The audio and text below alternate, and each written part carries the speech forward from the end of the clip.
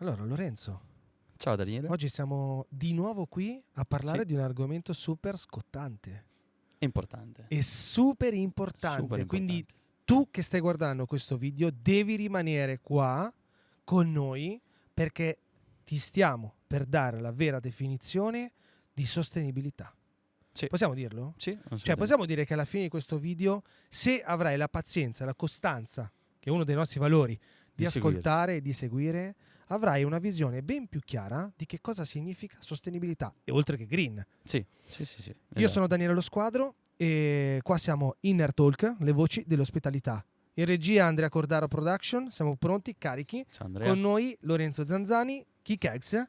Welcome, re-welcome in realtà. Sì, esatto. Ciao Daniele. Allora, Lorenzo, io voglio partire subito a bomba, cioè come si dice da noi, no? Sì, Andiamo sì, subito a cannone.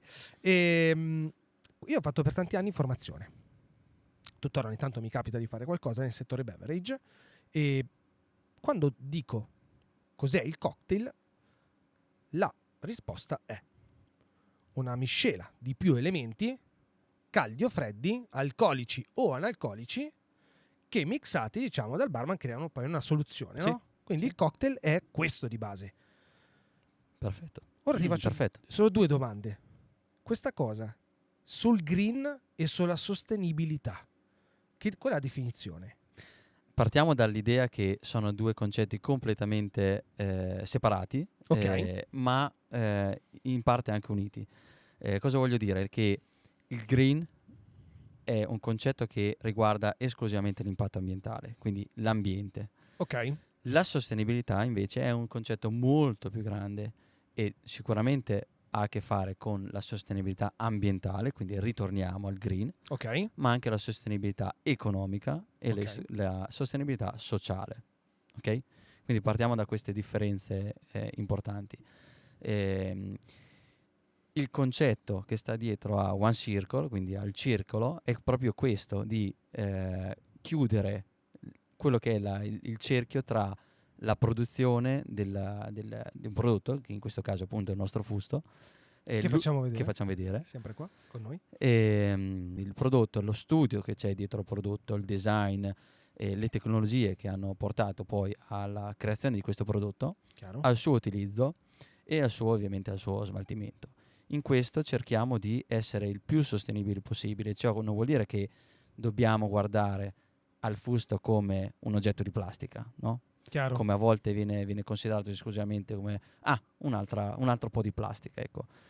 Noi cerchiamo di dare attenzione a questo utilizzo intelligente della plastica, ehm, che ci permette di conservare una bevanda per molto tempo, conservare la qualità, la costanza del servizio, no, abbiamo detto, e tutti questi sono aspetti che rientrano all'interno del concetto di sostenibilità.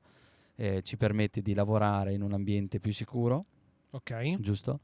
In un ambiente che ci facilita il lavoro, ce lo rende più snello, più efficiente. Ciò sta anche alla base di quello che è la sostenibilità economica, perché come tu Chiaro. ben sai, risparmiare tempo vuol dire Beh, risparmiare, esatto, da imprenditore il tempo è è denaro. denaro, esatto, e migliorare l'efficientamento di quello che è poi il servizio. Quindi stiamo parlando a 360 gradi di sostenibilità, di una efficienza, di un miglioramento e di un appunto utilizzo intelligente della plastica dalla A alla Z. E questa è un po' la mission, la chiusura del circolo. Del circolo. Fantastico. E beh, innanzitutto, quindi la domanda è perché non lavorare in maniera sostenibile? Mi Esatto, verrebbe da dire. Cioè, quindi esatto. un'azienda che qualsiasi essa, poi adesso faremo un esempio perché io so che tu che stai guardando sei lì che dici sì, Lorenzo, tanto super perché è stato chiarissimo, quindi grazie, anzi mi hai lasciato un like proprio per questo motivo, ok? E, anzi, se avete da aggiungere qualcosa nei commenti, commentiamo e condividiamo perché è molto Assolutamente. interessante. Però so che tu che stai guardando sicuro sei lì che dici ho capito, Lorenzo è stato super chiaro, ma ancora mi manca quel pezzo. Proviamo insieme a creare un qualcosa di più, un esempio, cioè iniziamo Sì, a lavorare su un esempio pratico pratico. che ci aiuta piano piano, step by step, in questo tempo a farti comprendere effettivamente il concetto che c'è dietro la sostenibilità e il green. Sì. Ok? Sì. Allora, prova a Proviamoci. immaginare un'attività, ok, al mare, tipo un lido. Ok? Un bagno, lo chiamano così, cioè zone d'Italia lo chiamano il bagno, sì. il lido, ok, io sono abituato a chiamarlo lido. Quindi un'attività che sta praticamente sulla spiaggia, ma che adesso è una a caso ovviamente, quindi potrebbe essere qualsiasi altra, che fondamentalmente nel concetto di sostenibilità e green nei due aspetti ha uno che è quello green, Sì. che è quello di evitare che si servi. Infatti, tipo, già ci sono delle normative dove non puoi servire bicchieri di vetro sulla spiaggia. Cioè, quindi già Certo. l'Italia già lavora tantissimo su questo. Anzi, tu mi confermavi che l'Italia è una di quelle nazioni in Europa che lavora molto sulla sostenibilità, cioè incentiva tanto su questo, vero? Sì, No? assolutamente. Ok, quindi siamo già attenti come aziende. Come aziende. Facciamo un appunto, come aziende stiamo andando verso quel sistema. Diciamo che il consumer è un po' più frega un po' meno ancora, però dai, cerchiamo di lavorare anche su questo, e questi episodi servono esattamente a questo, a incentivare questo sistema. Quindi tu sei un'attività che sei sulla spiaggia. Nel contesto green mi aspetto che tu utilizzi dei bicchieri eco Compostabili. cioè tipo questo. Tipo questi qua. Questo addirittura ce l'ha scritto, tipo compostable. Quindi utilizzi quello, quindi già molto bene. C'è stato già una grande innovazione sulle cannucce, per esempio. Okay? Sì. Quindi già è stato fatto un bel lavoro, insomma. E quindi, però, non possiamo ancora pensare che il cliente finale, cioè può succedere, non dovrebbe, però purtroppo succede. Io porto la mia esperienza.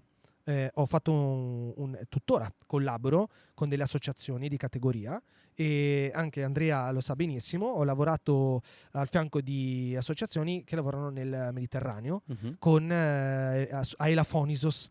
E la Fonisos Eco è un'associazione, mi sento di citarla perché proprio si lega molto a questo concetto, anzi Certo. sono sicuro che Kikex potrebbe anche arrivare a collaborare insieme a La Fonisos Eco, che è una di quelle green tourism. Cioè comunque loro fanno un grande lavoro per incentivare i clienti, cioè i turisti, a rispettare le regole, perché loro magari lavorano veramente 2 mesi l'anno, Sì. e in quei 2 mesi purtroppo succede il disastro, cioè la follia assurda. Quindi utilizzano tanto un modello di pensiero per avvicinare il turista a evitare di buttare cose in mare, Certo.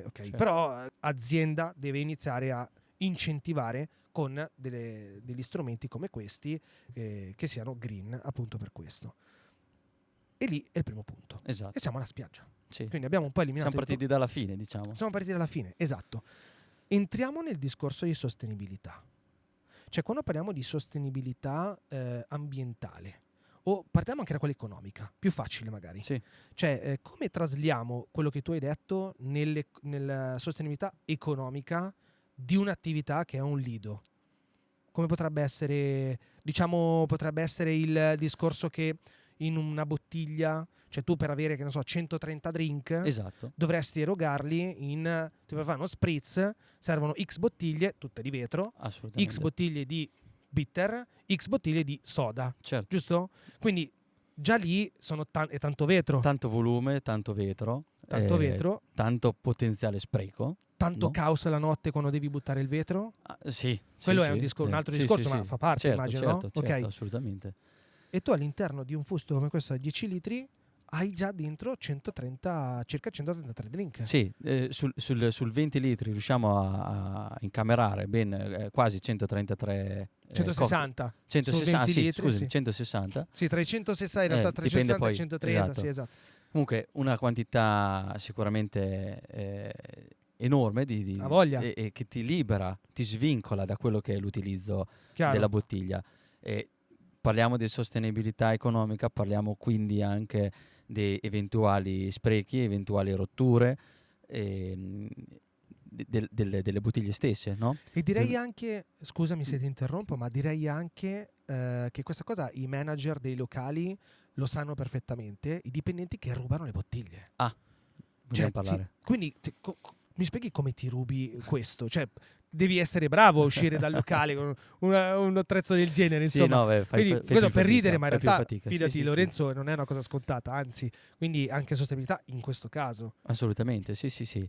Ma anche per quanto riguarda appunto, come dici te, la sostenibilità economica passa su vari aspetti, quindi abbiamo detto appunto lo spreco è anche un altro di Ha quelli voglia. esempi Il lampanti. food cost, drink Il food cost, cost, esatto, esatto. certo, i costi e ricavi di un'azienda sono fondamentali Esatto. per l'azienda stessa. Per non parlare poi dell'efficientamento, quindi della rapidità del servizio. Abbiamo parlato in altri episodi di come il cocktail in fusto non deve essere ovviamente la soluzione totale, Certo. ma ci permette in determinate situazioni di risparmiare tantissimo tempo, oltre quindi allo spreco, e il tempo, come abbiamo detto prima, è denaro, è efficientamento. Avvaloro quello che tu dici con il vino bianco d'estate, un vino rosé, un bel vino bianco infusto, erogato da un impianto di raffreddamento, quindi tu non devi più andare mettere queste bottiglie all'interno di ghiaccio che sono dentro delle bowl,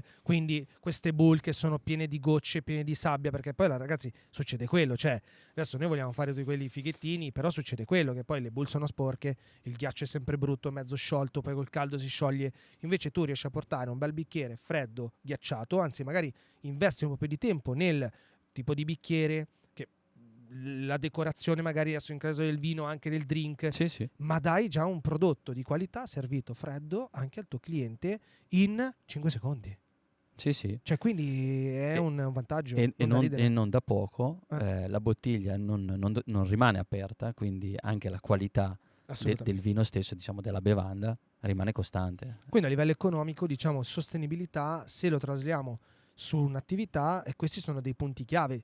Potremmo andare avanti, però Certo. non parliamo solo di questo, No, sennò poi no, no, no, diventiamo un esatto, po'. esatto. E poi abbiamo anche il rapporto sociale legato alla sostenibilità. Esatto. Ora, io sono sincero, cioè sono sempre sincero e trasparente perché è il nostro valore, la trasparenza. Io mi ricordo, avevo 19 anni, questa la dissi a Andre, se non ricordo male, anche in un altro episodio di Inner Talk agli inizi.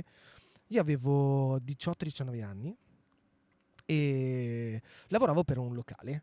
In realtà erano dei ragazzi che organizzavano delle feste, feste da 5, 6, 7 mila persone. No, Quindi io mi ricordo il festicciole mio. tra amici. Esatto, sì, sì, sì, mi ricordo il mio manager che mi guardava e mi disse, il mio barman mi disse: stasera Dani lavori in privé.